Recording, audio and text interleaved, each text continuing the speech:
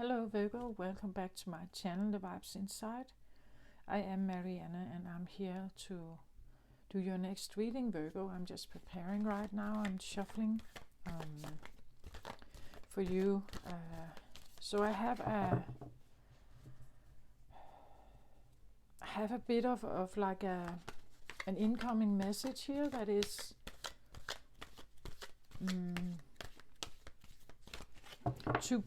I think it's something to consider.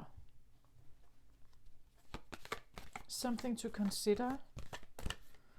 And of course, this may not be for all Virgos. I'm just, this is just what I kind of pick up on right now. So if it doesn't fit you or you don't feel like it resonates with you, then just leave it, right? What I get is something like it actually goes all the way back to Jesus, like Jesus becomes this,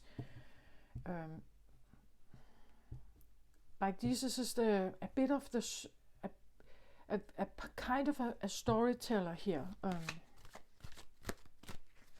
I've said before about Virgos that I feel like the Virgo energy for now is it's not its highest version, like it is a dimmed version of what Virgo energy actually is. I believe Virgo energy carries Jesus energy in it. I've said before something about spreading your wings, owning this energy, leveling it up.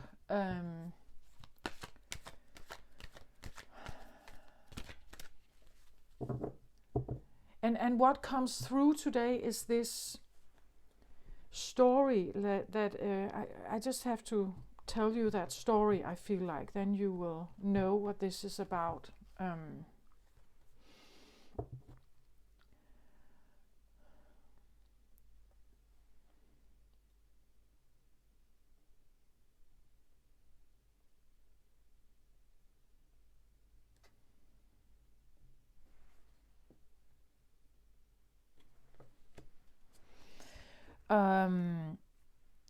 So the story is about Jesus, right? And you could say Jesus's life. He was born with this enormous potential. We know about the star, bright star in the sky, the kings that traveled to him with gifts, and that there was this great like promise or potential of this little boy that was born. And he grows up and he will eventually start to mission out in the world led by God, and he has a voice, right? He speaks something. He speaks the truth, his truth about something. And some like this, right? Some like this, some like the story, the things he says, the ideologies that he embodies, the message that he has. And they may become his disciples, they may become followers. He is this like really great healer.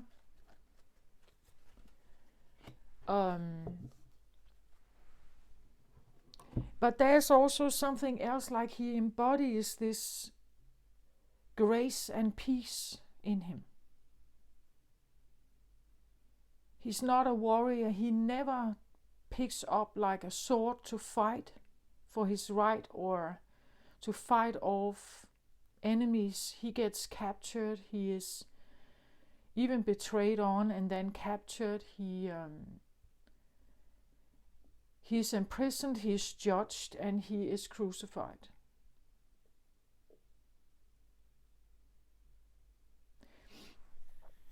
You could say, what if... And what I talk about here is that he sticks to his core, you could say. He sticks to this voice in him, this light in him. He embodies it. He embraces it. He lives by it. It's his ideology. This is who I am, he would say. So he embodies all of this, and that kind of becomes his aura and his vibe out in the world, right? And either you would like it or you would not like it. And of course, we know some did not like it, right? Those in power and with force, and those who had power, the king, like they saw him as a threat in some way, which I still have a really strange. I still find it quite strange, because he was this rather isolated man. Well, he had these disciples around him. He has 12 disciples, but well, that is a group of 13 peaceful people who was just wandering around the countryside, right? I don't really see how he could have that enormous amount of power. He talked about God as a power force, as a source of power, you would say, which was separate to the king, to the emperor, but and that in itself became threatful. This idea that there was this outside source that had its big power, it was somehow a threat. And those who have you could say more earthly power, like an emperor, a king, a ruler, they would try to diminish, destroy this new voice.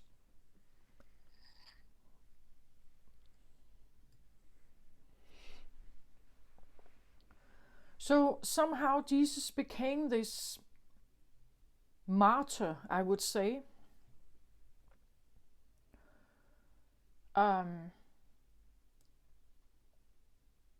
He was a missionary, right? He was on a missionary quest, talking about God, spreading the word of God. And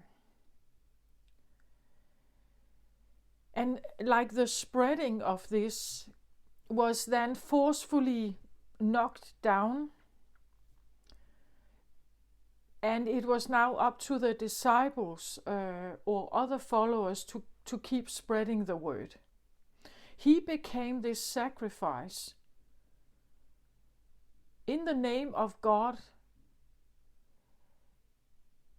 that was maybe necessary to keep the word spreading, right?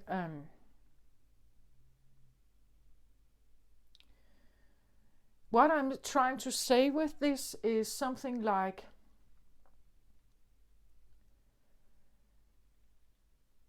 if you stick to your core, and this is your,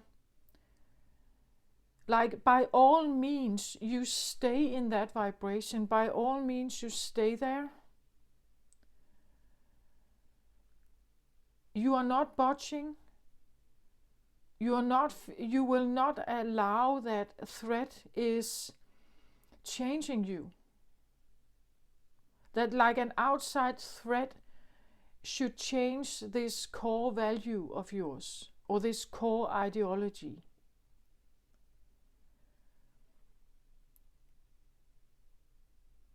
If your ideology is bigger, you could say, it is way more enhanced than the threat out there, you will probably stick to your core. You will stick to your principles, your beliefs, your values, right? You stick to it. Like Jesus, he was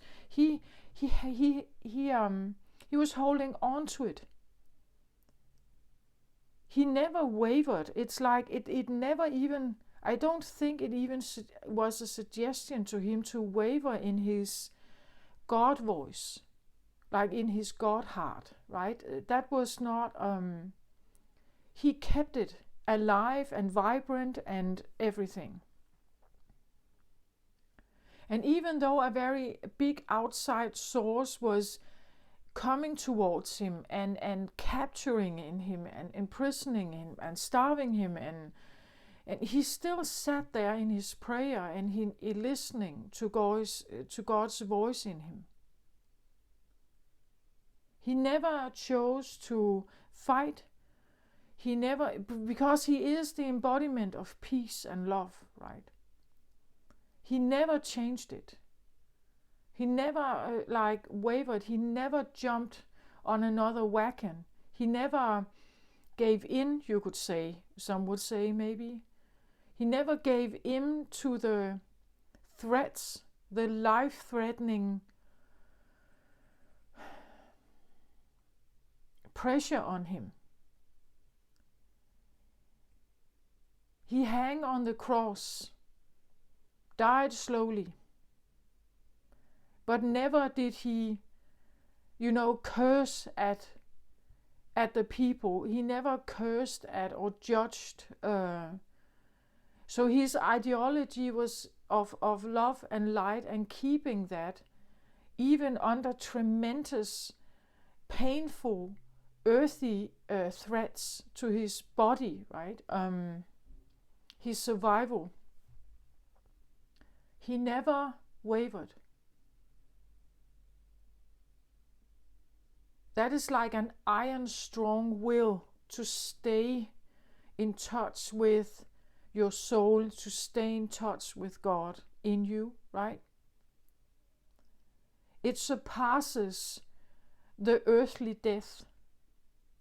It surpasses all our defense mechanisms, all our survival mechanisms. It's bigger. It goes beyond.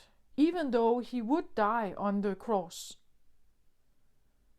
he did die. The earthy version of him, like the body of him, died.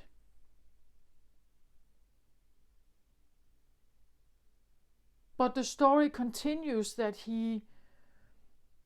his soul transcends this death, this mortal death. He shows himself even after death.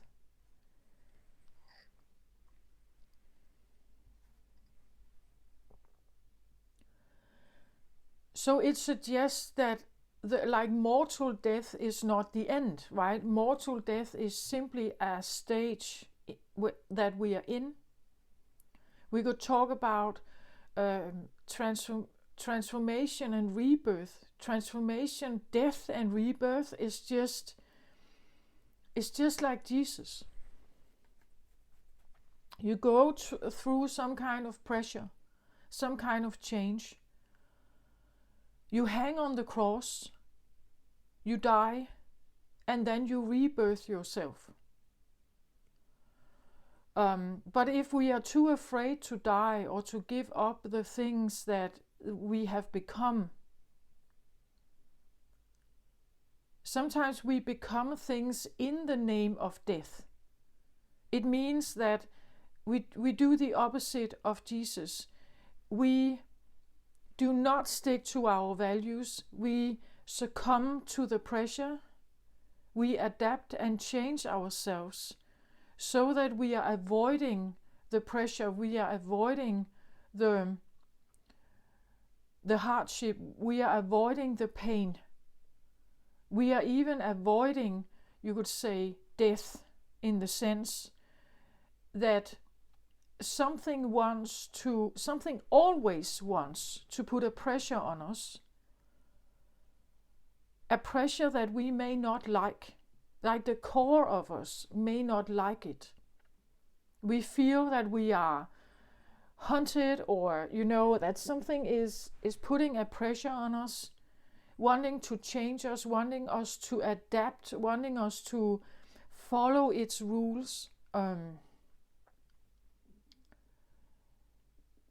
And because of our mortality, because of this understanding of mortality, I believe that the majority of us, we actually comply. We comply to the pressure of our parents. We comply to the pressure of society. We comply to the pressure of the headmaster at school or something. We comply to certain rules. Some don't, right? They become rebels, they fight for their right. But what happens to them? Some of them are imprisoned eventually when they are old enough. Some are judged, they are judged as they are mentally sick or there's something wrong with them. Some get a stamp in the forehead, like a diagnosis or something. Those who are rebels that fight for their right, what happens is the same as Jesus. They will be hunted, all the attention goes to them. With a criticism, with a stamp in the forehead, a diagnosis, prison, behavior boot camps, something like that, because the big voice still wants the rebels also to comply.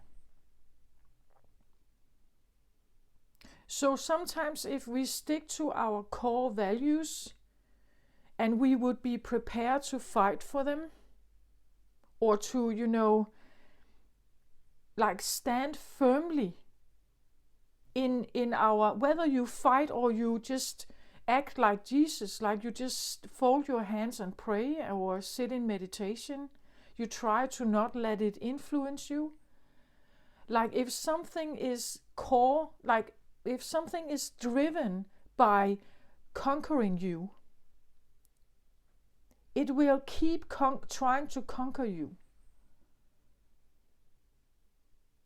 Then it doesn't come from a love-based position. It tries to put oppression and conquering on you, so that we eventually bow down to it and comply. In mortality, like this very essence of mortality, it's about our pure survival. So you see, being Jesus is a frightening thing. Embody Jesus' energy is a frightening thing. Because it means that potentially you could be the one on the cross. You could be the one hanging there. If you stick to your principles. So embodying Jesus' energy, spreading your wings, become this enormous angel, right? Of light and love. And stay in that vibration. By all means staying in it, like he did. As a mortal being. Without knowing that you have infinite lives. You are a soul, you have infinite life. If we are disconnected from a knowledge like that, or we don't believe in it, or it doesn't feel real to us, we would never go through the death process.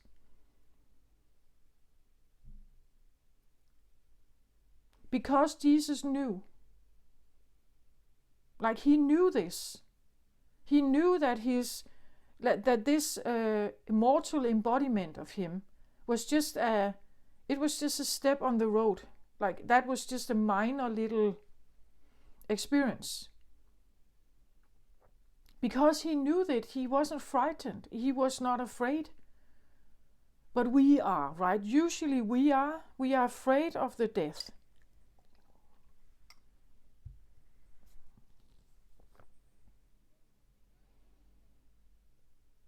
Most people are afraid of it. We comply.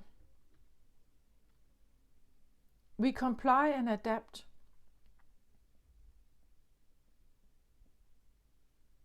I think the more that a species keeps to its principles, the more difficult it can be for it actually to survive and sustain its species. Adaptation is crucial for everything that has a mortal life experience. If it cannot adapt, it will die.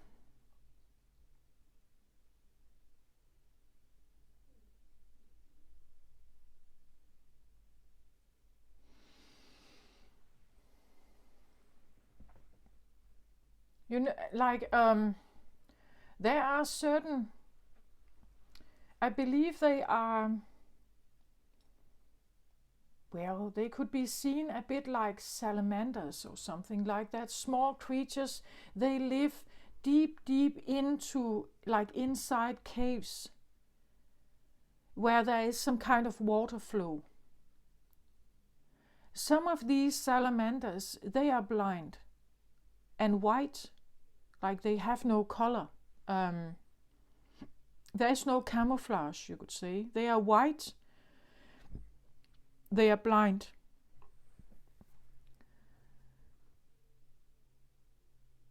And we know that certain salamanders that live outside the caves, near water, they will have a coloring. They will have eyes to see and navigate with. So I believe that these are just examples of adaptation. That if you live inside a cave, your sight actually will not, a dark cave, your sight will actually not help you. Eventually, they have turned blind. And they have probably grown other ways of navigating inside the cave, like intuition, like you could say a bit like a echolocating maybe or something like that. They don't have a camouflage because it's not necessary. Why use my energy about that if it's not a priority? I adapt to the circumstances around me. Where the salamander outside of the cave, out in nature, in the forest, for instance, by the little sea, they do need the camouflage because there are birds there who can find them. If they were solid white, it would be easy to spot them. I think humans do this as well. Like we adapt to the circumstances because our survival depends on it. What I guess I'm also trying to say is something like, is it always a good thing? Is it always a good thing to just adapt and go along, or,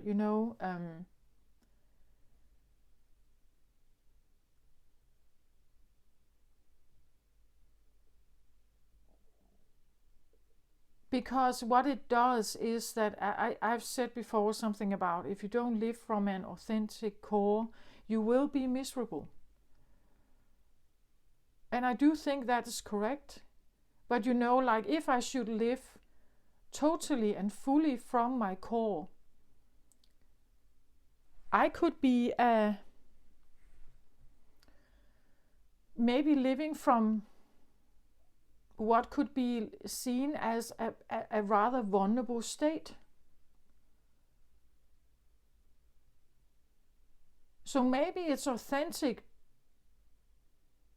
but there's a problem with that, like there could be potentially a problem for me. And I have to become aware whether that problem is going to stop me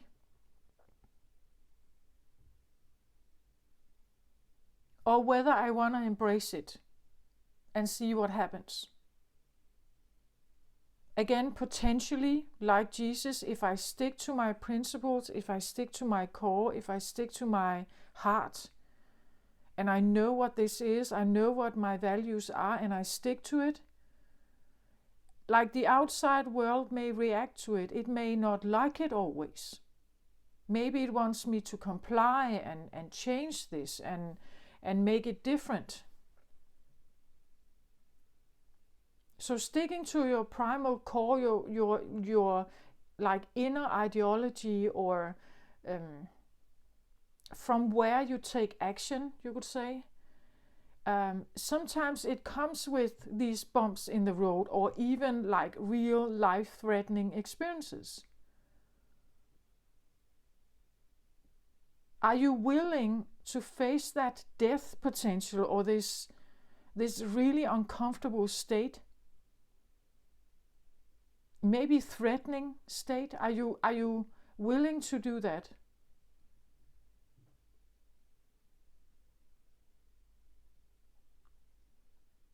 Or will you go backwards again?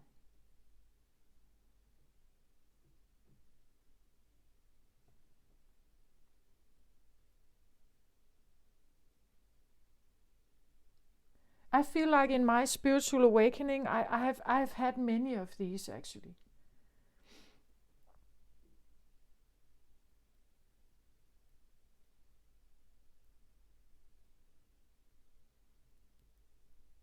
Like it has felt like life-threatening, like wrenching out my heart, you could say.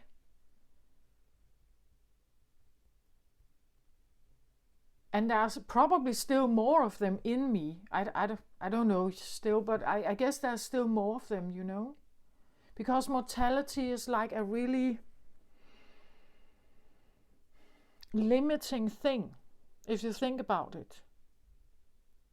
So many things we do because of mortality.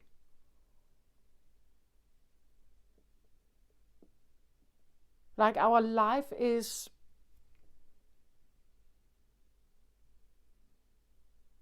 it's concerned about the mortality on a very subconscious level, because everything depends on it. You know, like we will not have any life if we somehow don't take care of it.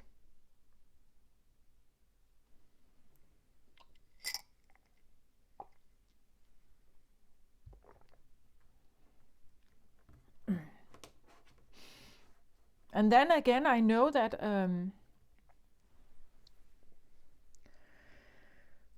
well, Virgo is known to be, you know, like you could be very health concerned. Virgo usually has a rather health orientation, like youth and health orientation.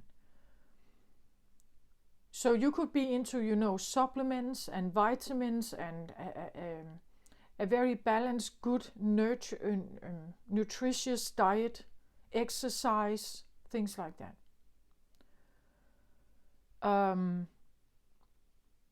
We can have herbalists here. You know, people, you could work with diets. You could be someone who is into, like, works with nutrition. This can be on me. It can be on a more private level, of course. It could be your work, you know.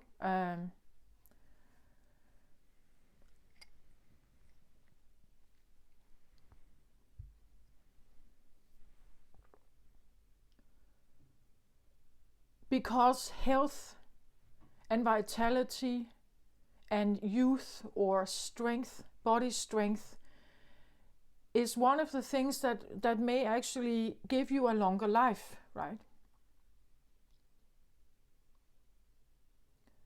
But then again, I'm asking, what kind of life is it that you're having?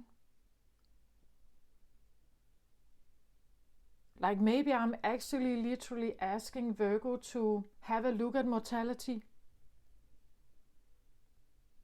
Have a look at your mortality. What is that for you? Are you very driven by it? Does it control your life?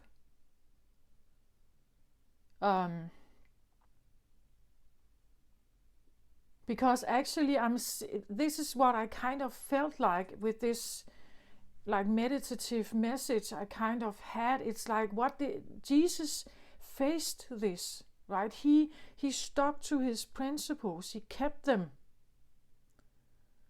right? It was more important. He knew, right, that I'm soul, so this mortal experience it's just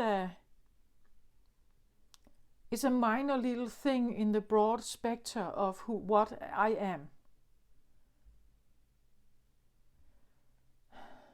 But we don't feel it like that, right? Like our soul existence or our soul awareness is not very big.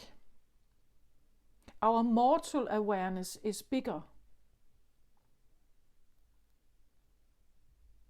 I've said before that I feel like humanity, like we are like small green potatoes. If you have seen some of those readings I've made, like in scale of evolution, we are just small green potatoes. We are not even close to the ripe red one, like of evolution. We have barely left the animal state. That's why survival is still so present in us. Like we have barely left it. We are still very small green potatoes. We are like toddlers.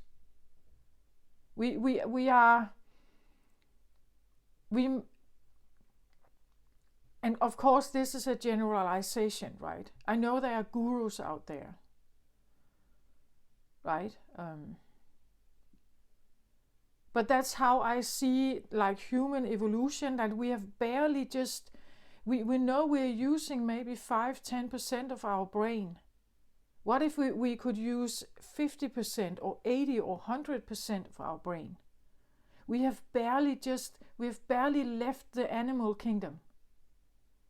In the animal kingdom, everything is about survival. It's about, like, everything is driven by the survival of the species. Every day it's about finding food. We have barely, like, we have jumped over, like we've left that, but it's still very embedded in us. Many decisions we make every day still has an origin in the animal kingdom, the animalistic part of us. I believe Jesus, he had, like, this animalistic thing in him was not very present. Like, he was further along the scale, you could say. That's why he had no fear. That's why he just embraced and accepted it. He had no fear. There's nothing to be fearful of.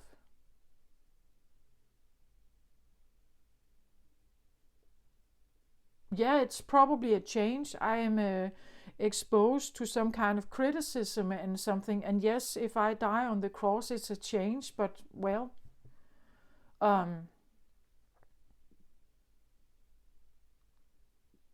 do you understand? As long as this animalistic part of us is very present, we will be afraid of death.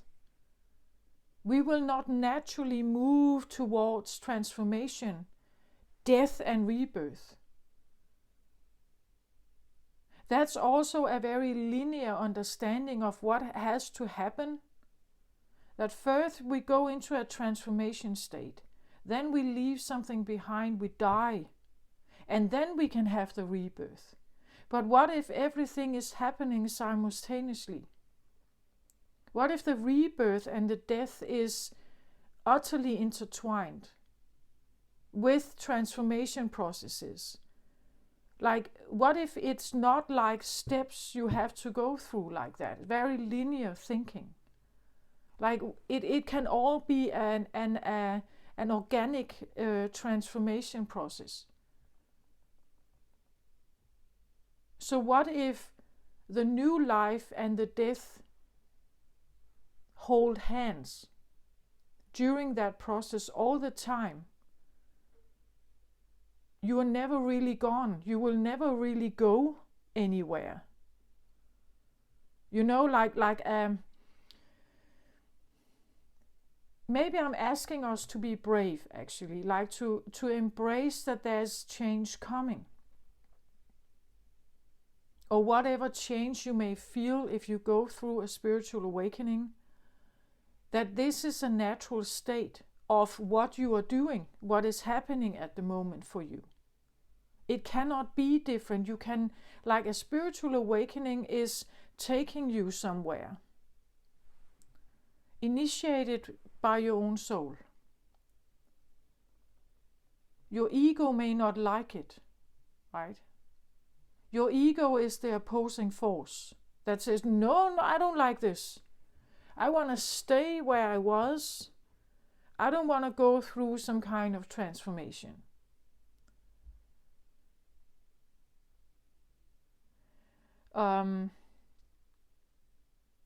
I think I'm asking everyone to be brave during this time. Pluto has just entered Aquarius, and this is going to be a long journey. We say, or New Age communities, astrologers, they talk about this age of Aquarius, that a new world is here, a new world order is coming. But you see, some are not going. There is also talk about a split right now, that some souls, some people will choose to go along with this change, and some will use all their energy to stay in the old world. So there is this sense of like a split between one timeline and another. So which one do you choose, Virgo? I may even tell you what, I don't know if I'm talking to like being brave and trusting there's more. There's more in you. We are more. And if you don't believe that, you probably will stay in the old world order. And some will live there. They will still, they will feel the same kind of, they will have the same thoughts. Like there is an invitation or initiation to the new world. In the new world and the fifth dimension, you open up to the ideas. It's like you're opening up to new ideas. You're letting your brain understand new. You allow new things to be available, possible.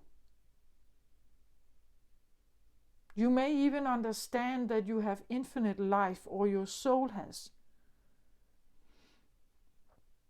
That's how I see this, like this sequence of Jesus, right? That he was further along, like on the scale of the tomatoes here. It's like he was further along somehow. He was very awakened in his state. So even though he had a human body, with all the needs that a human body may need, he was further along and further away from the animalistic state. And we are maybe not quite there yet, but I feel like this new age coming is an invitation to go there. You can choose to go towards this. That's why I'm inviting Virgos to spread their wings and trust. Trust in Jesus' voice. Talk to him, right? Or you can stay where you are. But the split is happening whether we like it or not. It's just what side are you, where do you want to stay? If you want to stay, it will be probably as it has always been. You will have the same struggles, or you will have the same successes perhaps. But you are also invited to come along further, to figure something else out. We know Virgos are also known to be the hermit, the one that tries to climb the mountain, finding enlightenment, finding new answers, finding something to find clarity.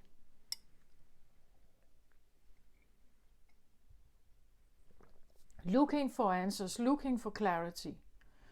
So the invitation for you, Virgo, is very much also about trusting and be brave to embrace whatever change you may feel. Right now with Pluto in Aquarius, all Aquarius people, or those who have Aquarius in personal planets, they may feel this. Pluto is all about transformation and rebirth. It's scorpionic energy. So there is an invitation right now, and if you have Aquarius strong in your chart, if you have Scorpio strong in your chart, you may feel the buzz, like something is happening or something is molding somehow. I feel it as a buzzing in my body, right? My Mars is in Aquarius. I feel like this sense of buzzing. That something is there, you know. And I can either, you know, I can invite it in. I can say yes to it. And I can say, okay, what do you want to... We know that Scorpio is the death card in tarot, right? So for some reason I feel like maybe there's a need to talk about death and rebirth in like awakening terms. Death feels like this very final thing. And it feels dark and cold and irreversible. And it is irreversible. Like that version of you. As I say, you can stick to it, you can stay there, you can avoid the death. Or you can say, okay, I see where this takes me. I want to understand what this is. I want to be the hermit. I want to figure this out. I want to embrace more bravery, like Jesus' bravery. I want to be brave like him, right?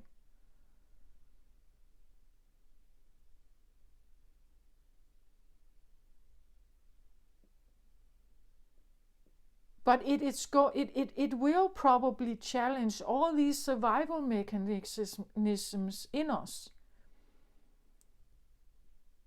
We will not like it. I have not liked my transformation, like my ego was very no, right? Everything in me that is mortal did not like this.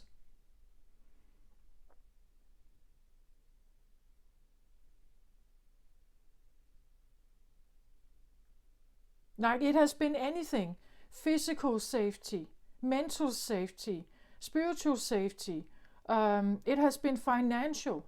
It has been health. I still struggle. Like my body is still like I have been given a diagnosis called fibromyalgia. If you know about it, it's a pain in the body, brain fog, like. And I do have this, right? I have just chosen to see it as a symptom of my transformation also, right? That this is my ego that is trying to figure out how to protect the body while I'm doing something else. And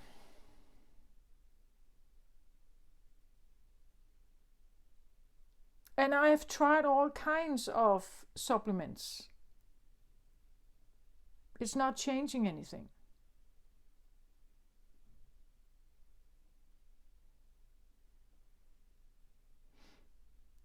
So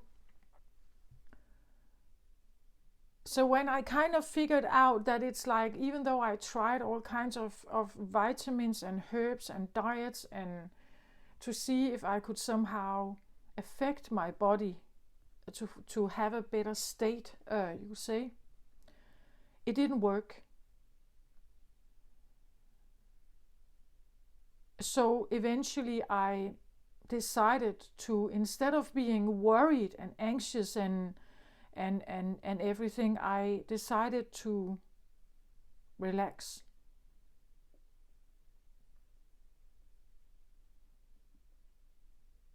I started to just, okay, well, if it doesn't help to be extremely healthy, you know, or at least I thought I was healthy, what I was doing. If it's not helping me, then okay, I want to relax about that then, because it's not helping anyway.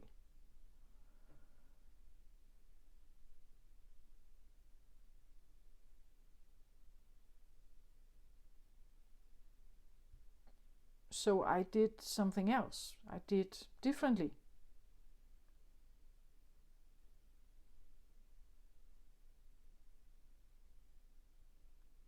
I decided to trust that whatever my body was going through, it probably knew something. Maybe it was wiser than my brain, you know.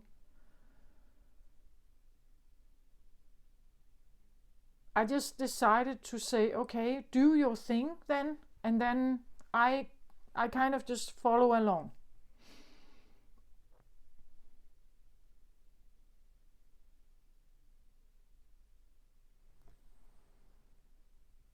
I'm just saying that sometimes we have to trust or be brave, or there is an invitation. You decide whether you want to go along with it or not. That's the only thing I can actually say, I think, right? I hope it makes sense. Like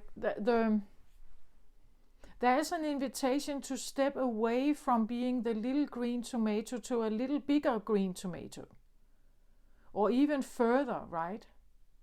That now you are an orange tomato, right? That there's an invitation to kind of, it's like an evolutionary step, a personal growth step, that you are invited to come along, right?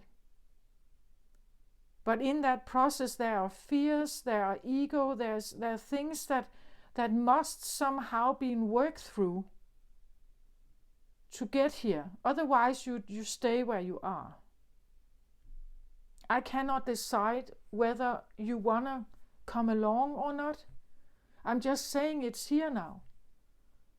Pluto in Aquarius, this is a transformation time. A transformative time. Aquarius is here now. It's starting its change.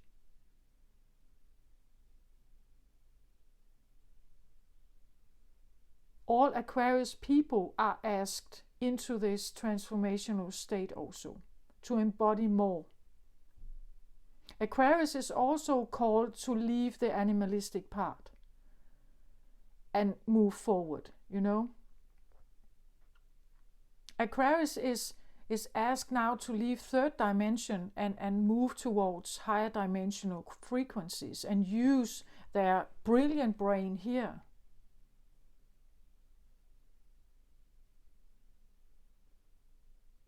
But it means you need to leave some fears behind, some of these old ways of thinking.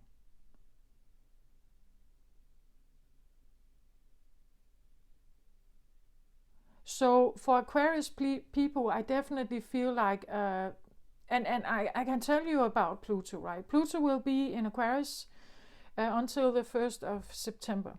Then it actually, you could say, it would, from Earth perspective, it would look like it wanders backwards again into Capricorn. And then it goes back into Aquarius again. And it stays there for 18 years. So this is a very long process of Aquarian energy that is changing. It goes through a very big transformation on Earth. So we will see it in people. We will see it in, like, maybe government decisions. We will see it in And you know, it will be this strange battle of old and new. All kinds of fears will come up. All kinds of survival mechanisms will be there. It's natural. We will be asked to think that there's more than our mortality. That we are more than our mortal body. We are going to be asked to trust in something we have never trusted in before, or at least for a very long time, for many thousands of years. This is not what we have been taught. This is not what we know about the human race. This is not normal thinking. It's new. And we are asked to come along. We are invited to come along. You decide whether you want to come along. So if you are a Virgo, but you do have Aquarius placements and even Scorpio placements, you will probably feel the boss. You will feel something, I guess. I've heard about, migraines. I've heard about buzzings in the body. I have seen my own son. He is Aquarius son. He's very, very tired at the moment. I feel like very tired, introverted, reflecting, thinking, feeling. Like he can feel there's something happening, right? He doesn't know about astrology. I try to keep this a little bit away from him. He doesn't like when I talk about it. So I just, this is on my channel, I do it here. But my son, he's 19 at the moment. He's going through his own individuation process as a young man. But I don't want to you just overthrow him with all my stuff, I think this is supposed to be his own journey. We talk about stuff, but if I get too far out there for him, he turns his back. He's not ready or prepared, and I don't want to force him. Again, it's an invitation, not a force. Well, it may feel forceful, but it is definitely an invitation. It's definitely here. It's definitely, and if your soul wants to go,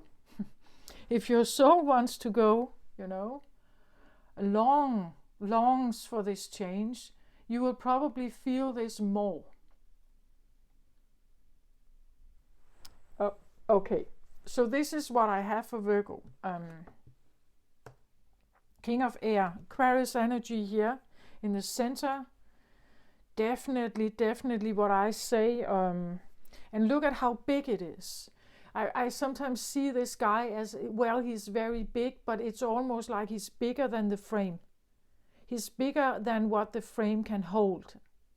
And this actually describes exactly what I feel like. It's like we are asked to embody, understand, and think something that our frame cannot hold. It's like our body, it's like we can't seem to, it's like, like having a soul in a mortal body, an infinite soul here in a mortal body.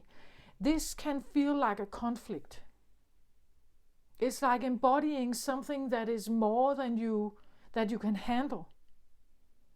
Does that make sense? Like, this could be a message also, like a message to think outside of the box, to think of yourself as more than your mortal body. That you are much more. The soul is very big here, right? Compared to our human existence. But to embody this, it means that you have to trust that you are more. You have to trust that this guidance towards something is that it's true. I can't tell you if you believe that. I can't tell you if you can trust it. It's all up to you. I'm just saying that there is an invitation, right? What you do, it's up to you what you do. But because this is in the center, I would say it's because the message is here now. There is a soul calling in us. A soul calling to see ourselves as more as this little green potato. We can move away from the animalistic realm. We can embody something that is way more. So this is like a soul calling. Like the soul wants to, like come into your body and be there. But it's like we have been so conditioned to this mortal experience that we can only live from this to this, and there is nothing else. But what if there is something else? Like, what if there is something else? I can't tell you if you believe in that. I can just see how it's here. It's here. Like those who can feel the push or the longing towards the fifth dimension, they see this. Like they know this. They embody this. They like this. They believe in it. They trust it. And they will move towards an orange tomato. But some will be scared of this. Some will not like it. Some will not trust it. And they will stay the green tomato. That's the split that is happening at the moment. You can either go along with it, trust it, or you stay in that more survival, maybe more fear-based state.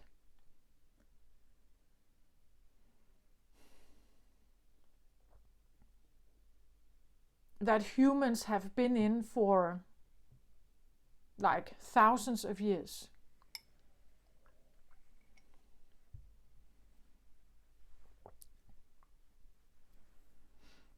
Okay.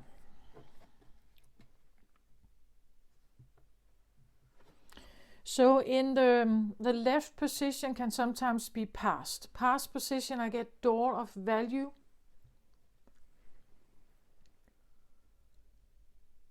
So this can, of course, talk about, value can be money, right? A more money-oriented belief system or state to think from. Again, we know this, like if we don't have any money, how are we supposed to survive? How are we supposed to buy the things, buy food? How are we supposed to pay our bills, pay for a roof over our head, our house? We have to work also here, right? We work to get money. Money is a driver for at least some very primal and very important survival things in our lives. Without money, you can't live, right?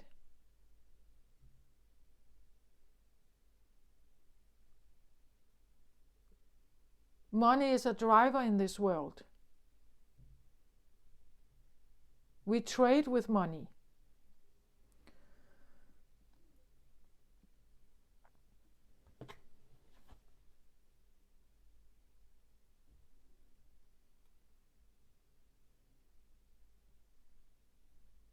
But you see, it's like, again, I would talk about the split here. It's like on this side of the door, I say that there is a split happening. We could see it like there is a door opening here.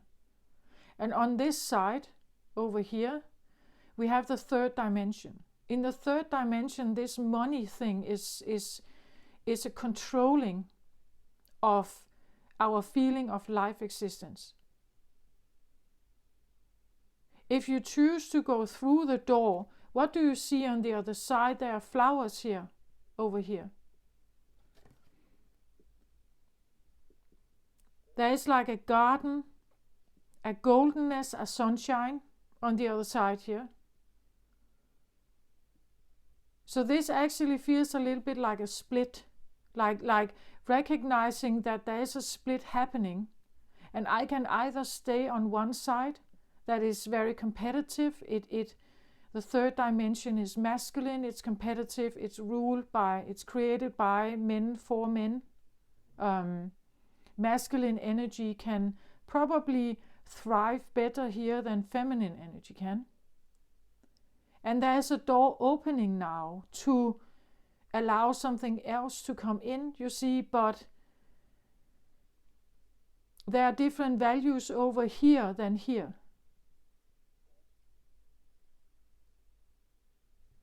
And you could have, Virgo, been dealing with like an awareness of some of this, or you have felt it.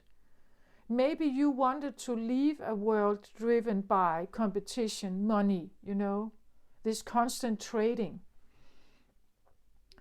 And you wanted to maybe jump off the hamster wheel and go towards something.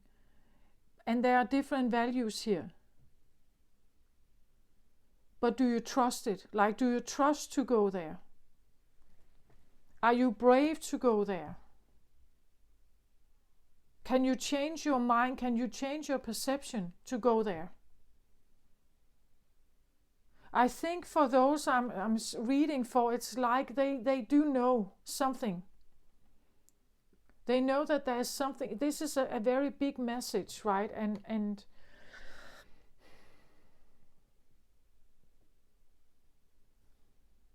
again, this is a king, right? He has put on a crown. He knows his worth. Maybe he has actually expanded his confidence here. Or he feels the message, right? He feels the message. He can hear it. He's listening to it. The door to value is about, do you want to stay where you are, or do you want to go somewhere else?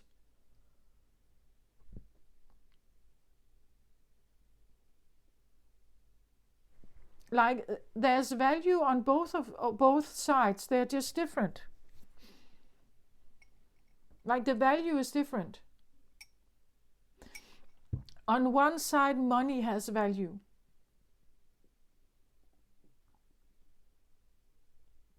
For instance, monetary safety. And the way we are valued in the world sometimes also has to do with the work we have and how much money we earn. So if I'm earning very little money, in society I could be seen as someone with low value. If I earn a lot of money, I could be seen as someone with high value, high status, high value. That is one way of thinking, one way of deciding value. Over here, it's a different one. Maybe we don't know exactly what it is. Maybe we can't even almost open our heart or our perception to it. That there is another way of deciding value or worth. Because our self-worth is coupled with this. Like we grow up with this awareness. And if we can't amount to anything in this world, in this matrix, we don't have worth. This new world that is coming is deciding worth in a totally different way. We just don't know exactly what that is, perhaps. So do we trust more in what we have, what we know about? Or are we brave enough to embrace something that we don't know exactly? We just know that it's different than this. Will you be brave enough to trust that there could be another kind of worth? That worth could be decided and deciphered in a different way.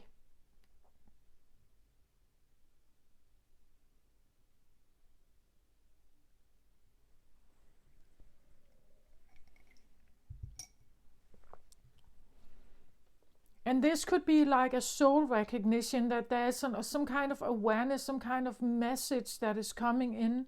I get Aquarius from this, right? That this new age that is coming, it's asking us to understand that there's more, much more than your frame can hold.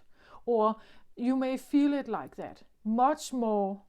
Again, it's expansive of the frame. Like the current frame does not allow this one to stand, like you cannot see it fully, right? Do you get my point? That the third dimension is limited. It's how we can see our own mind, how we can expand our awareness. And there's different truth out there. There's a different, maybe value principle. It's bigger than what the frame is currently maybe seeming like it can hold. So it's going to, like, it feels maybe a bit like a pressure, like you're trying to put like embracing this soul awareness, or embracing this bigger awareness about the world is maybe a bit too much to swallow. It may feel like that, like you are asked to change too much, or you are asked to embody something that is way more than you may feel that your current body can hold. Again, expand your awareness to think that you are immortal, for instance. Think you are immortal, that you are an immortal soul. That would go against all the principles that humanity has lived by for thousands of years. Do you get my point of that? So to embrace that thought means that you have to expand, you have to allow your current frame, like your bodily understanding, your mind, to expand, to think bigger of yourself, that you are more than a limited linear time of existence. That is kind of what Jesus did. Can you do that? Will you do that? Do you want to do that? Or do you know, or are you this person who says, I'm not sure I trust this new. I don't feel I'm ready to embody something like that. I don't think I can. I don't think I can expand like that. Or I don't believe that I have a soul, or I am a soul. I can't hear my soul. I don't know what that is, Then you will probably stay on one side of the doors. And I'm not saying it's wrong. Maybe it's a soul choice. Maybe your soul chooses to. It wants this lesson. It wants to learn something from this. Some souls will go the other way. There is a split happening. We know the New Age community, they know that some are staying and some are going. It's an invitation. We know that some are staying and some are going.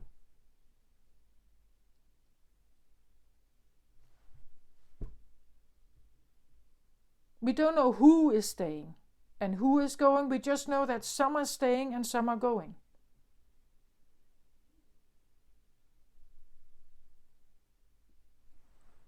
Okay?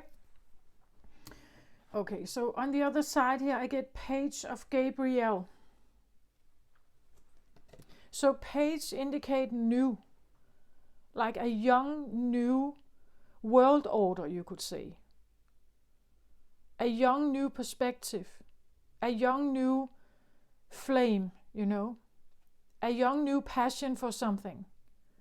A young, new way of seeing everything. And a young, new life force. Again, over here we have one kind of life force dictating the world. Right? And over here now there is an invitation coming in.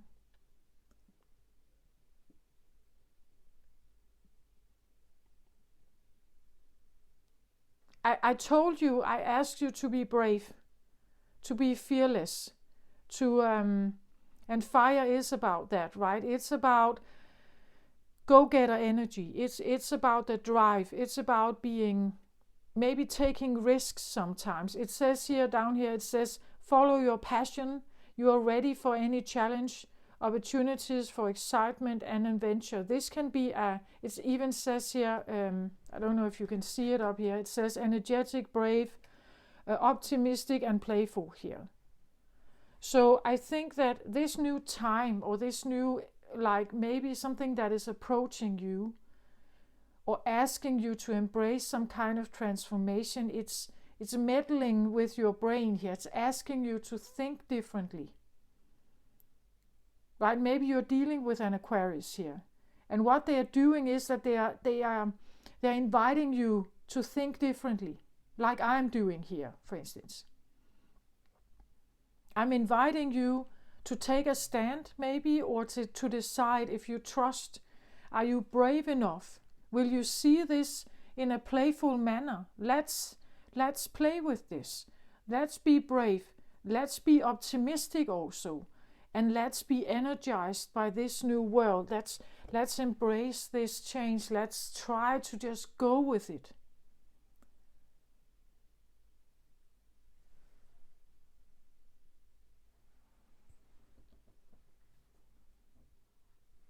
Does that make sense? Like, follow your passion, follow this inner feeling that, well, I think I can do this, you know. Again, at the bottom of the deck for the King of Air here, there's the call. So this is like the driver card, what I call the driver card, bottom of the deck. The driver card is like hearing a call here. And when you hear the call, you answer the call, you listen to it, it will bring you here. So will you hear the call? Will you answer the phone? Or you could say, will you listen to the invitation? This is an invitation, a call. Will you listen? Will you go there? Will you allow yourself to expand? Will you decide that this can be a thing, that this is something to be trusted? Will you go along with it? The message. It can be an inner calling, it can be an outer calling, it can be anything. It could be a call from an Aquarius, someone who has Aquarius energy, or the age of Aquarius approaching, the split. You know, like there is a decision making here. Will you trust this call? Will you trust this buzzing in your body? Will you allow it to be there?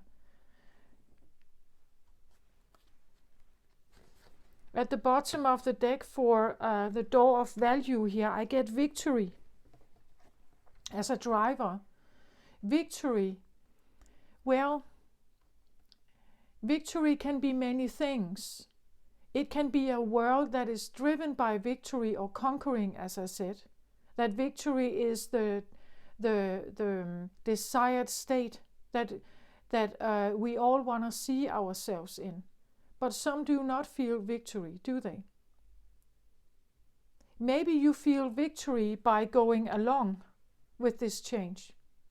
Maybe victory feels like finally this door is opening, because I'm so fed up with this competitive world.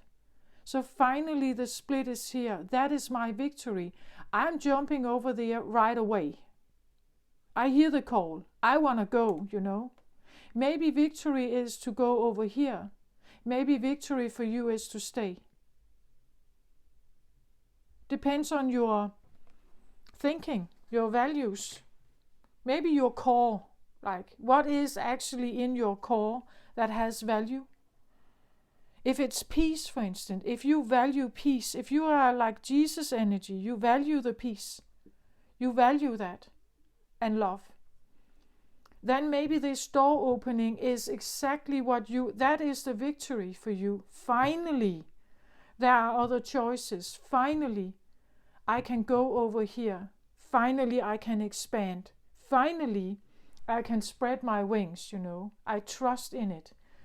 I follow this passion of mine. I trust that this is where I'm supposed to go. At the bottom of the deck for the Page of Gabriel. I get King of Raphael here. So it says here, so interesting, right? It says, yes, it's safe to trust. The ability to accomplish many things at once and follow your creative passions. It talks about embracing like the King of Raphael. Warm, generous, honorable, refined. Yes, it's safe to trust this journey, right? Yes, it's safe to go here. That has been the driver. You had to embody some of this. You had to become some of this to be able to have a new beginning. To trust that you are much more than maybe your current frame can hold, right? But that's all right. I said before that sometimes in spiritual awakening you can change, like you can make changes in your mind quickly. You adapt to new knowledge, you make your mind up.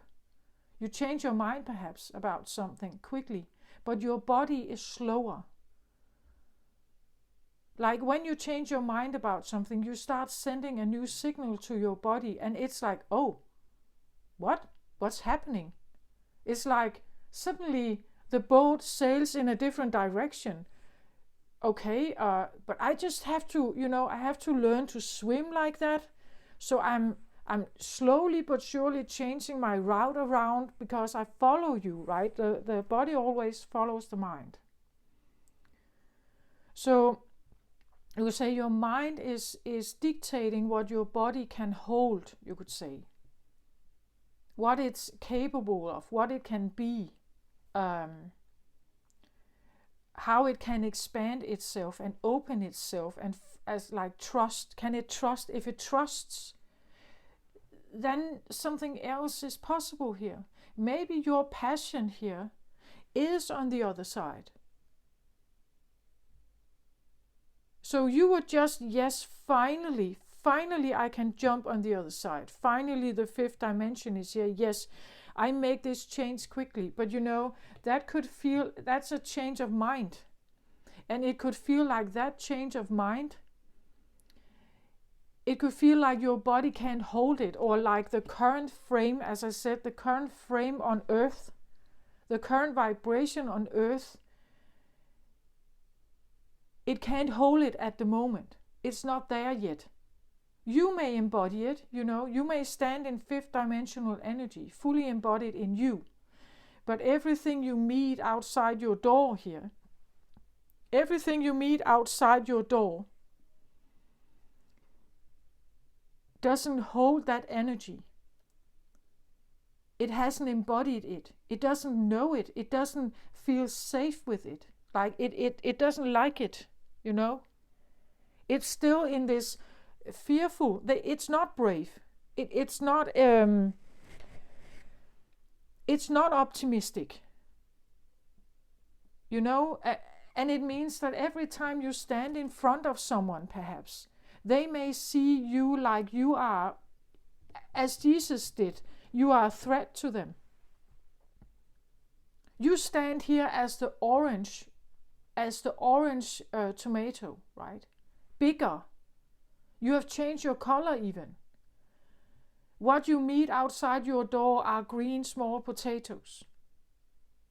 They are not there yet. They haven't developed yet. They haven't gone there yet. Do you see? They are not. The current state on Earth is maybe still third, fourth dimensional. It's not there yet. Most of the world is not there yet.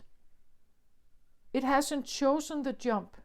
It hasn't chosen to leave the old behind, to trust in the new. It's not here yet. It's not trusting yet. It doesn't believe it's safe to trust. It's just maybe you did that. You did this. You decided to trust something new. You decided to trust the invitation. You heard the call. You invited it in.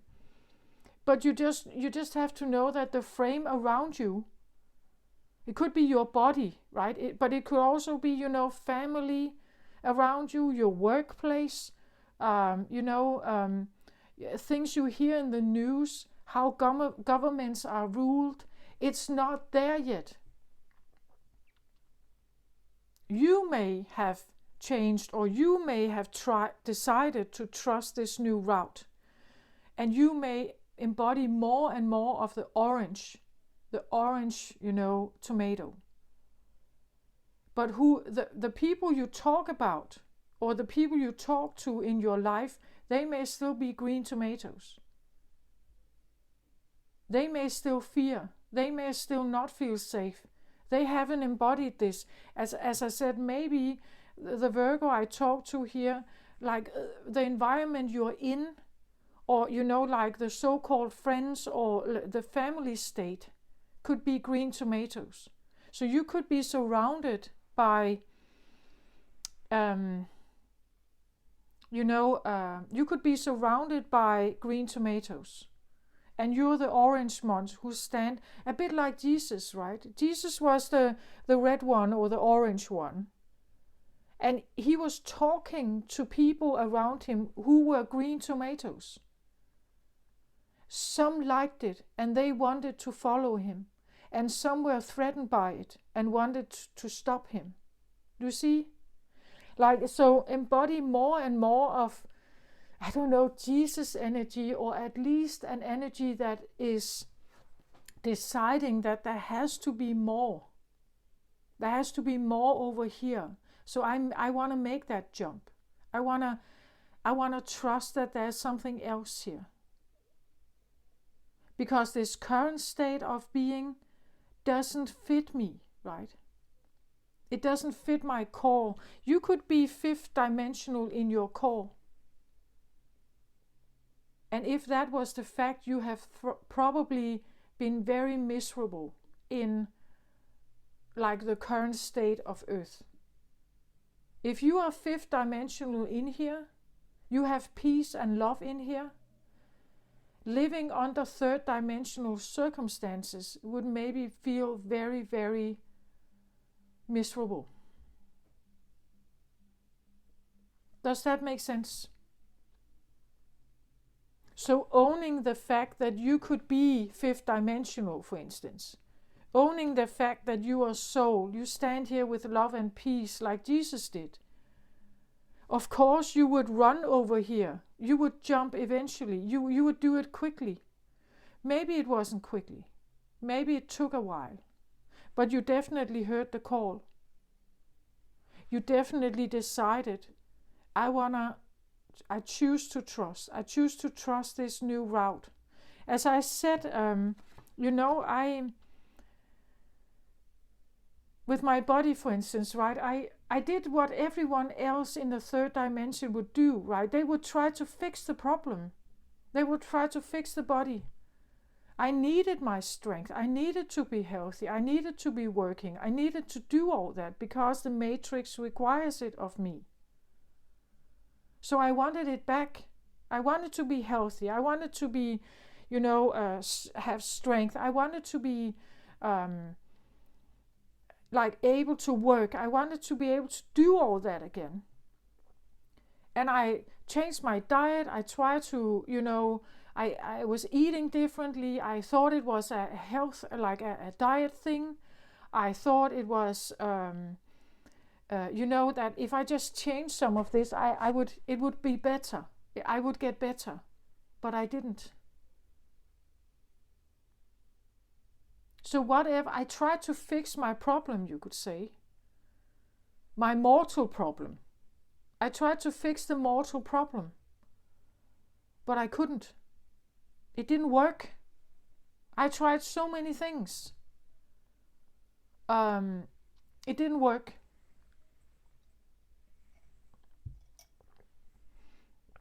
Eventually, it's like I heard the call. Eventually, I decided, and it took a very long time for me to ease my ego.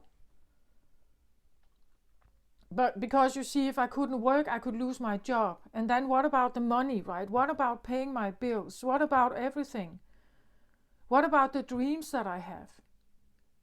What about all this egoic dreams that I had? What about my status in my community? What about how would my family react? I had a child to take care of. What would happen to him? Blah blah blah blah blah. All this stuff. After a long period of time where I was struggling in this turmoil that I was in. It's 7 years ago now. I still have, as I said, some issues. Finally, I decided to stop. Finally, I decided to think, like maybe I can logically or rationalizing or like with a rational mind figure this out. Like maybe this is literally a body thing and I just have to trust what's happening. I just have to trust that, okay, it seems like I can't figure this out with my brain, so I have to trust that what else is going on is, it just has to evolve or show itself then.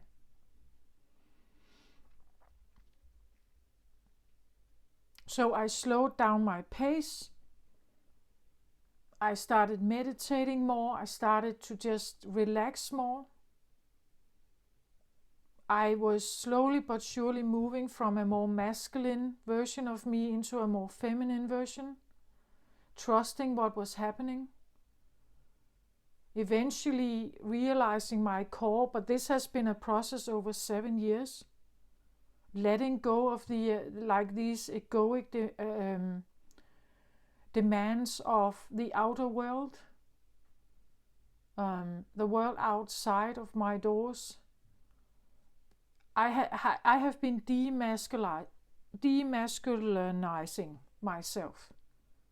I just didn't know that is what actually happened. Like I didn't know with my conscious mind. I had no idea what was going on. But my body did. It was demasculinizing me. A difficult word for me, it seems like. I had to peel masculine layers of me to actually see the core that I am, and the core that I am is feminine.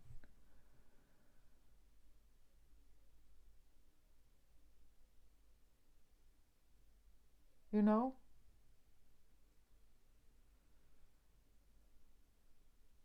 And if I stand with a, like deep in my core, I may always have embodied, I may have been born with a different frequency. And then you land here on earth and you figure out that this is not a love vibration, it's not a peace vibration. Then you armor, right? Then you start to armor up, you build a more masculine version so that you can actually deal with it.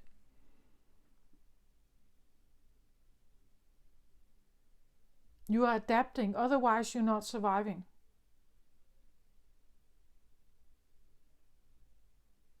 And that's what we do as humans, right? As humans we do this because it's the only way. Mortal humans, we do this because it's the only way in a third dimension.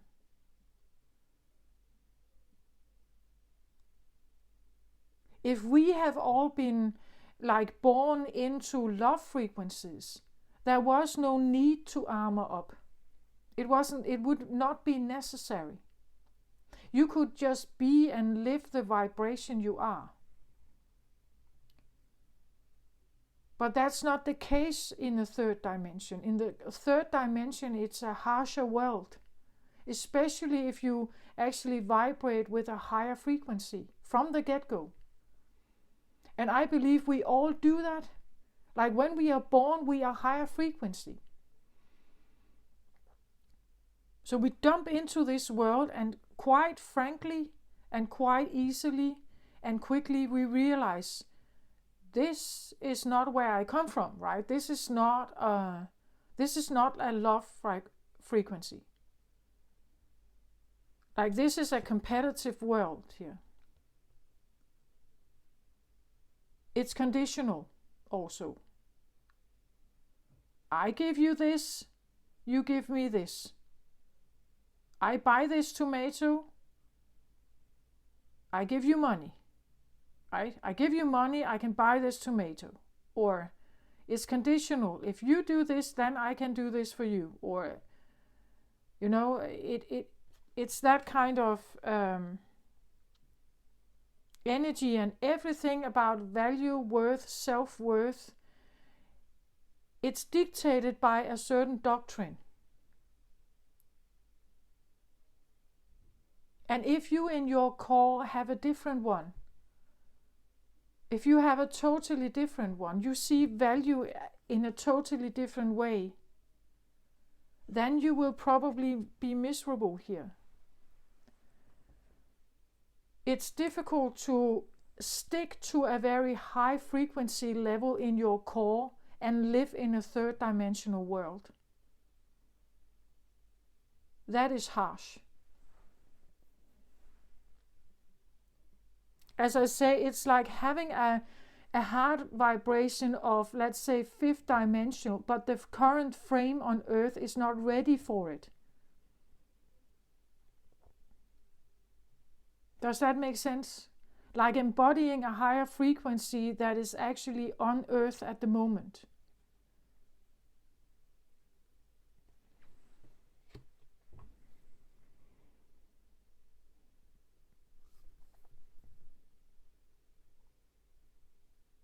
That's what I feel like with this reading for you, Virgo. I don't know if it makes sense for you, like, because you see, I said that I believe that Virgo energy at the current moment, it's dimmed. Like it's not showing its fullest potential. It's not showing its fullest potential. It's because it has adapted. To survive, it had to adapt. Over hundreds, maybe thousands of years, it had to adapt. Like what happened with the disciples of Jesus after the crucifixion? Well, they may have, they may have decided still to being missionaries, to still spread the word. But maybe they did it in a different way than Jesus did. They adapted. They knew there were dangers. And that's what happens when we are in mortal bodies and we think about our mortality and our survival. We are adapting to the circumstances. Maybe it was a little more secret, maybe it was a little more, and then it had to, Christianity, for instance, I believe it had to evolve slowly but surely as it was adapting to the world around it, and the world around it became adaptable to it.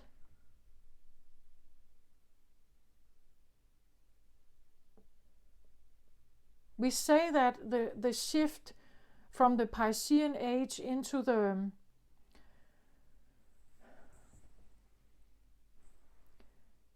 age of Aquarius, right? And the ages that astrologers talk about, they are around 2100 years. 2100 years and a little more in each sign. So you see, if it's more than 2000 years ago that Jesus came in, he was already preparing the world for change at the beginning of the Piscean age. You see? Like he was already there, like in the beginning of the Piscean age, he was already there prepping for the coming time. And his existence in the Piscean age became dominant for church and understanding of Jesus for the rest of the Piscean age, and still now is the Catholic Church. The Bible, these teachings, he came in with a certain kind of message, and then after it has been interpreted through the human eyes, and mortality and everything, heaven and hell, all this was now new creations from human existence. Now we have a new age. Will we have something coming in and prepping us also? I don't know. Could be an interesting thing to witness.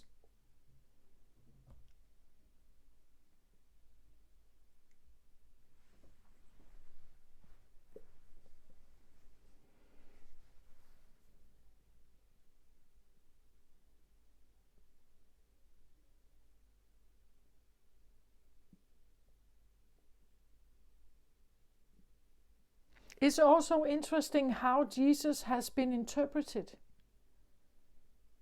Like what kind of teachings came from it. And what has been left out. Like for instance the Gospel of Mary Magdalene. Right? That the church was choosing certain words to be the dominant ones. So it's like you take a little green human you take a little green human and you put them into a candy store. The candy store is Jesus, right? Jesus is opening the doors. They tell you about all this beauty, all this magnificence. What does the child do when it comes in there? It may taste different things, and eventually it's choosing this and this and this and this. These are my favorites, right?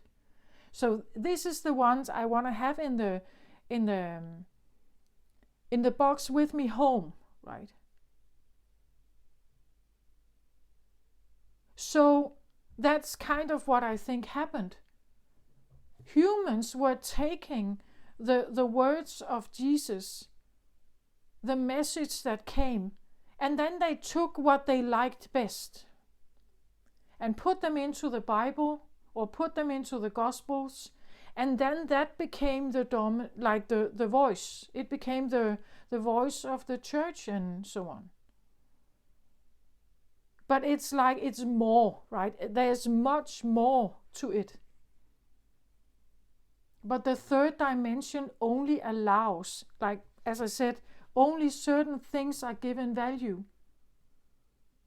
Only certain things are considered valuable in the world we live in.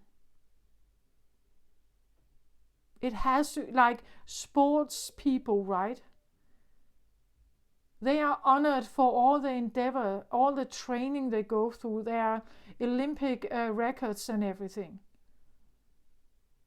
That is what is valued in the world we live in. Competition it's highly masculine. I'm just saying on the other side of these doors are something, well, there can still be masculine value there. There can still be that as well, but there's also something else there. Something else on the other side of this door has value, which is not considered especially valuable here. Or here, I say here, but in the third dimension.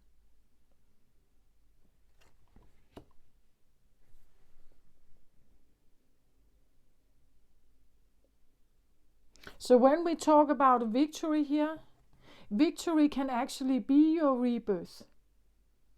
Victory can be that you decide to trust in something, that you're brave. Victory can be that you hear the call, you decide to go with it, even though it's going to challenge you. Victory can be that you decide in your mind, you allow in your mind that something else can exist, that something else is existing. And because I trust that and I believe in it, I allow myself to believe in it, I think it, that is my victory perhaps. Victory can be, like you conquer your own limitation.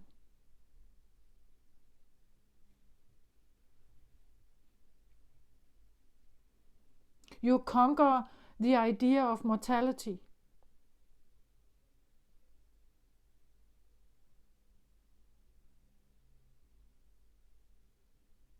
Something like that.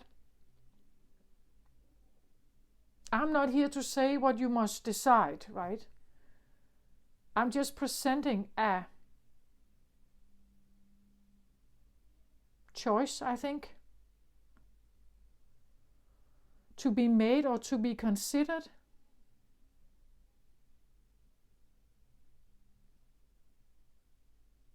And some will be brave and go towards it, some will decide to trust it, and some won't. That's just how it is. And you also have to understand that if you are one of those who choose to decide to trust it, trust it and go towards something new, it doesn't mean that those around you will follow. Like, as I said here, it's like you can be the only one surrounded by people, like a frame here, who don't get you. Like they don't understand. They don't trust. They will keep telling you that what you are doing or what you are here is not, like it's not the right thing, or it's not the right thing to believe in. It's not the right choice. As I said, the frame is too little. It can also talk about you need other people around you, right? You need a change of environment. You need different people who are maybe more like you, who understand, who may have decided to hear the call, or I don't know, things like that, right? Who choose to go along or trust. But it's like, it's this idea that I know what I have, but I don't know what it's coming. I don't know what this new thing is. So I'm trusting in something I actually don't know what it is. And I know what I have, right? I know what my current life is. But are you happy there?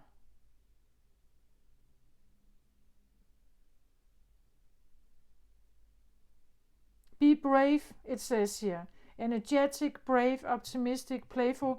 Try to see this maybe as a new time for you. If you can somehow shift the frame, that other people could come into your life here.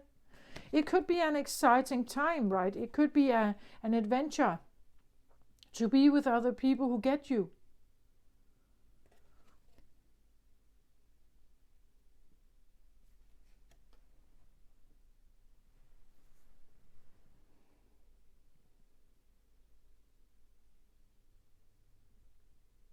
That's what I feel like. Again, this round of reading very much talks about individuation. It talks about autonomy. It's about knowing what you are, who you are. And again, another thing, maybe you need to just know that if you deep down in your core, you are this energy, then you embody it, right? Even though the frame around you doesn't understand, or they don't know how to relate to you anymore, perhaps. It doesn't matter. As long as you do, you know it, right? You know what this is. You've heard the call here to embody more, to learn more, to understand more. This can actually be like a bit like an inside call towards what's actually your passion, who you actually are, what you actually stand for.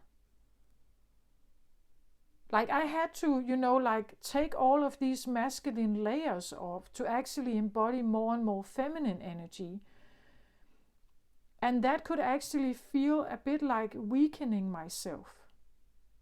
Because in this world, like on this side of the door, it's not liked,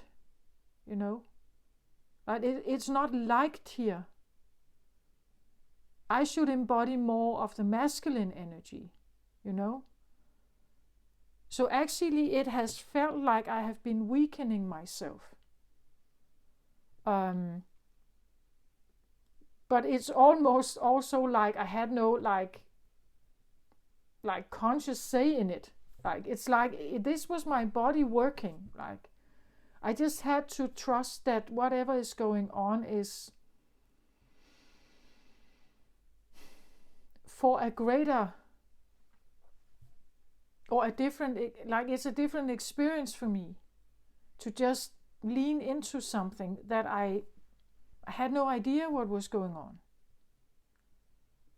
But leaning into it, well, it could feel like I became weaker. Like being very feminine in a very masculine dominated world is not a strong position. It could feel like you become weaker. That's how it has been for me, and I've been struggling with that, right? It didn't feel right. All these survival mechanisms came up. How should I defend myself? How could I somehow cope here? I had all kinds of stuff coming up. But I also got to find my core. I realized who I actually am and what I actually believe in.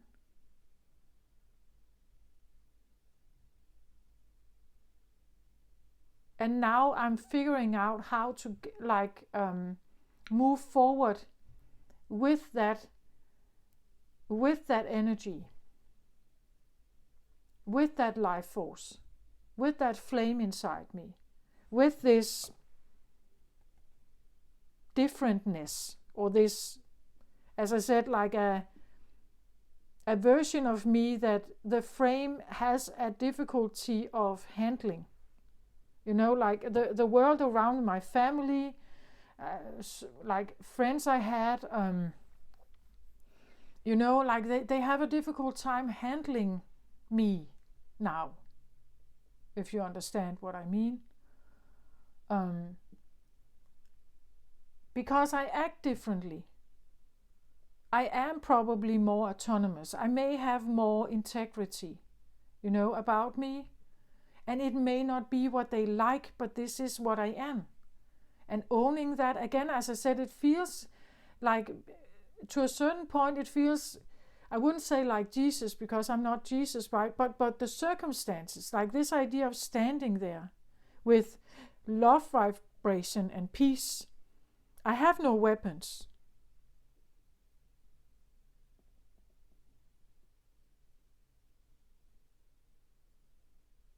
I don't want to engage in fighting.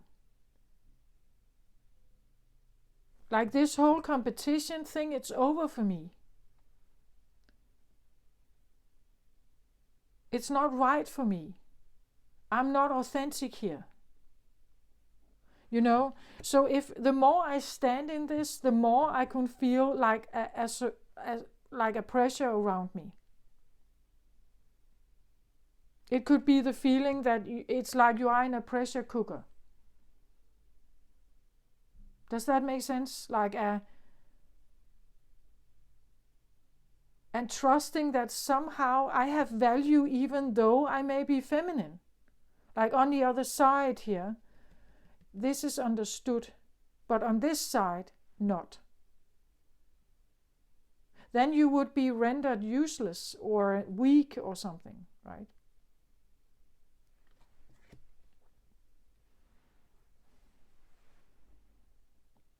So in one way, I feel a bit like being, like a person that tries to stand with a sense of vibration, but it may be a vibration that is not liked, by maybe those who are around me. So I may need, different people around me who get this, who understand it. Maybe people that are more feminine by nature, they would understand.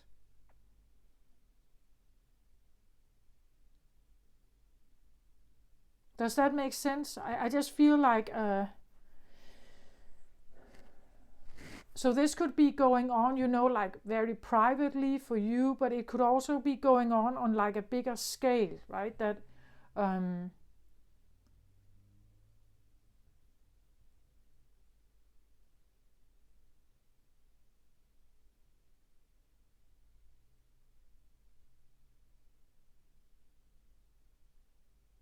yeah, that's what I feel like.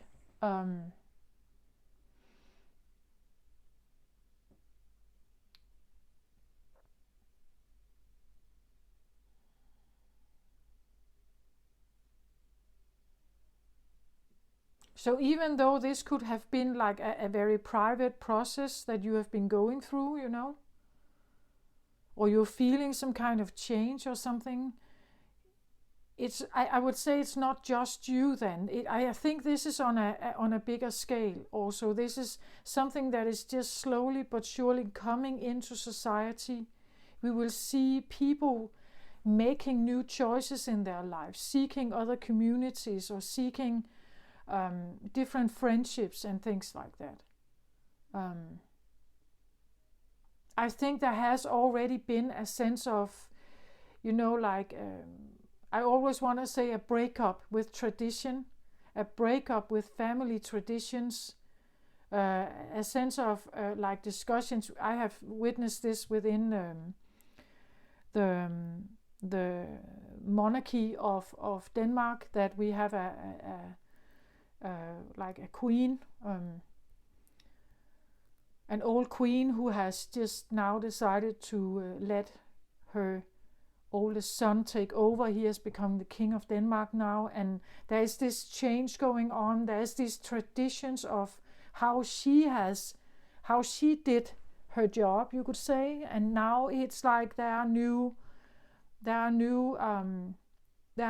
a new voice, or there's a new trend coming in, right? That something is prepared to come in and is like it's, yeah, it feels a little bit like a hierarchy change, or like certain values that were prominent 30, 40, 50 years ago. It's like they are challenged now. Now we are prepared to do things in a different way. We may allow more things. We may allow more voices, the variety, the tolerance. We are asked to tolerate more, and things like that. Not to say that this is an easy process. As I said, some will hear the call and go along with it, and some will stay. And they will keep up old traditions.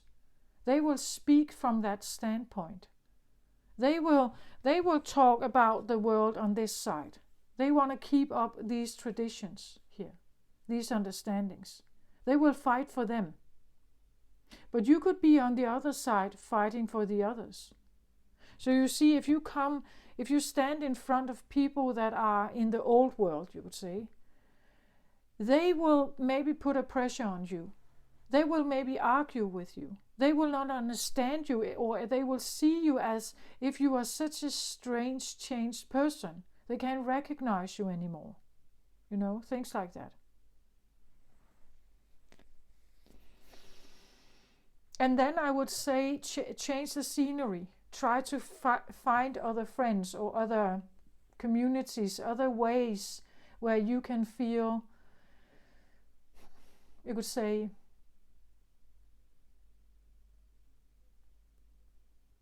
more balanced, where you feel like your frequency fits. it's like the frame doesn't fit actually the vibrancy you have or the frequency you have. So this could challenge, let's say you are in a marriage here and your spouse is like the frame I talk about. Like they don't get it. Like they could be masculine in nature, they want to stay here, right? They want to stay on this side. They see the world like that, they trust in that more than over here. They may not have heard any call at all. You heard the call, you are changing. But you see the frame around you may not change with you. And for some reasons we have to allow that to be. As I just said, here I talk about astrology, I talk about different ways of seeing life. I also said that my son is not that open to all of this. And somehow I have to understand, and maybe he stays in that world. And I may wander over here somewhere, you know? So it also means that there could be sacrifices, or there could be a feeling of sacrifice, or if I really have to be true to myself, I've heard the call, I am making these steps. I may realize that maybe not all are coming with me. I could be surrounded by family that stay, you know. I could be the only one who chooses to jump over on the other side.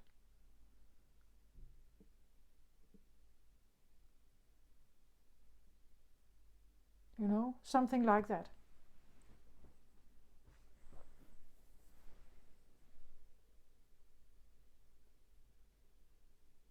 But because there is a sense of victory here, I feel like it's like staying here would feel like a defeat for you. Like you can't, or it feels uncomfortable. It feels like you would be very inauthentic if you're not opening your doors here. If you're not hear the call, if you're not like traveling, if you're not jumping here. Like staying would feel like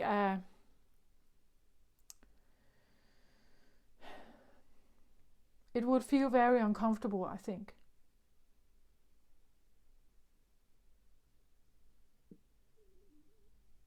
I think the victory here is not necessarily a victory over someone else. The victory is that these doors are now opening. These could be doors in your mind. That you have overcome something. You have overcome, you know, your sense of maybe being tolerant. You know, you are opening your awareness to other levels of value or worth or self-worth or something. You have maybe finally cracked how you can build more self-worth, right? A different kind of worth. And that could be the value here, that you have somehow been able to open your own mind up to a different way of thinking.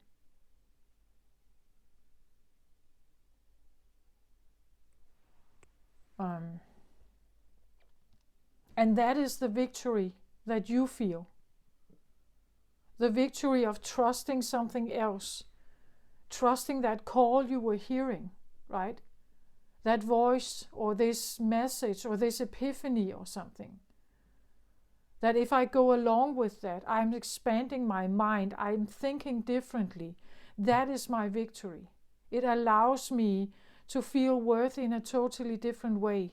It allows me to find worth or find value in areas I never thought I would find value in. It warms me, right?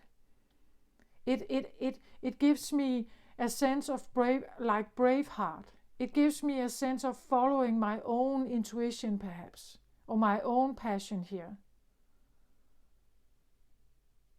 something I haven't had before.